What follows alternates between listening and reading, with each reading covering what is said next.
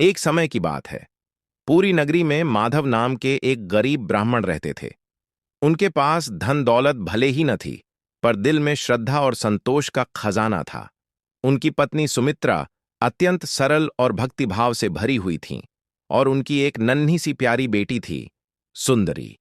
माधव हर दिन भिक्षा मांगने निकलते, और जो भी मिलता उसी में पूरा परिवार भगवान का आभार मानकर जीवन व्यतीत करता। एक दिन जब माधव भिक्षा मांगने निकले, तो उन्हें रास्ते में एक तेजस्वी साधु मिले। साधु ने माधव को बुलाया और उनके हाथ में एक छोटा सा आम का बीज रख दिया। साधु मुस्कुराते हुए बोले, यह कोई साधारण बीज नहीं है, यह भगवान जगन्नाथ की कृपा का प्रतीक है। इसे सच्चे मन से घर में रखना और भगवान का स्मरण करते रहना। माधव ने उस बीज को बड़े आदर से घर लाकर एक मिट्टी के बर्तन में रोप दिया। कुछ ही दिनों में उस बीज से एक नन्हा पौधा निकल आया, जैसे भगवान की कृपा साक्षात जन्म ले रही हो। परंतु तभी एक संकट आ गया।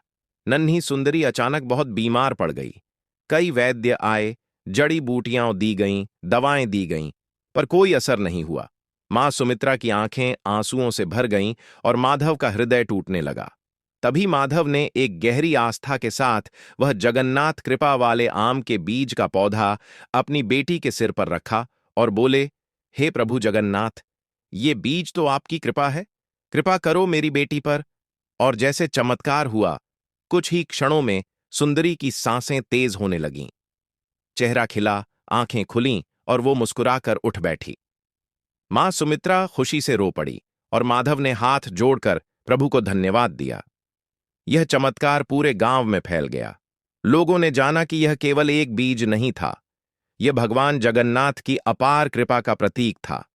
और उसी दिन से लोगों ने उस आम के बीज को श्रद्धा से पूजना शुरू किया।